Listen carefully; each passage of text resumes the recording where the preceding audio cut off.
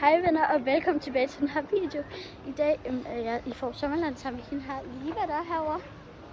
Ja, så hvis jeg ikke sagde det, så skal mig lige være over med Morten Mønster. Og vi filmer begge to. Ja, så I kan også lige hoppe ind og se den på hendes kanal. Check min profil ud. Liva Rytter. Og Bella Husen hedder jeg.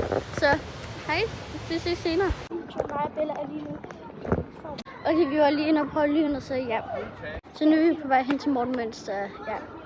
Okay, nu er vi her, og vi venter bare lige til, at han kommer. Okay, der går 1 minut til, at det starter så.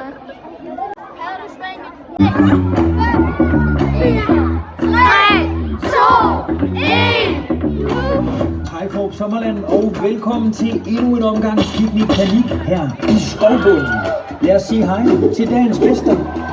Hej! Hey Morten, kan du se de to så der? Men han er vel nok en af de mest kendte i hele Danmark. Til i dag, fordi der er jo ingen af os, der har været inde i det her tropiske paradis her. Han er sjov, han er flot, han er god til at luge ukrudt i haven. Og så er han enormt. Laver de sange om andre.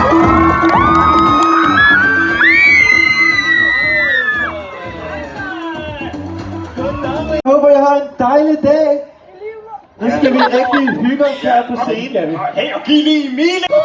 Hej venner, hej. Hej. Emil, han er vært. Ja, hvad skulle jeg sige? Så lykkedes det endelig. Okay. Fordi jeg har jo haft din bror med, Ja. jeg har haft din søster med, Ja. jeg har haft dine forældre med. Så var Jeg er ikke vågen om morgenen. okay. Ja. Meget sådan kreativt bagved, og det er meget hyggeligt. Det kan jeg godt lide. Og inden vi sådan hopper videre. Det gik da meget godt, det der. Jeg fik i Morten en hånd for den, ja. Altså, Det var... Jeg havde ikke lige læst det med småt i kontrakten, nej, vil okay. jeg sige. Nej. Så det var sjovt. Men du synes, det var sjovt? Det var sjovt. Ja. Da jeg var færdig, så kunne jeg godt lide det. Ja. Ja.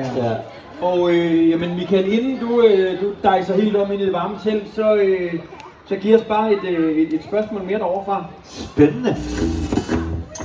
Vores spørgsmål er, hvad er jeres favoritforlystelse her i Fårup? Ja.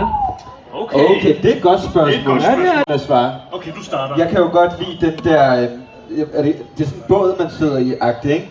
Og så kører man sådan her. Jeg ved ikke, hvad den hedder. Altså den der store træstamme. Ja, og så flyver man sådan Gør den frem og så. tilbage. Ved I, hvad det her er? Jeg er lidt dårlig til at forklare, kan jeg mærke, men ja. Den kan du godt Den lide. kilder simpelthen bare så meget i maven, det kan jeg godt lide. Det er ligesom, når man kører på landevejen, Vindevinden. og man kører en bakke.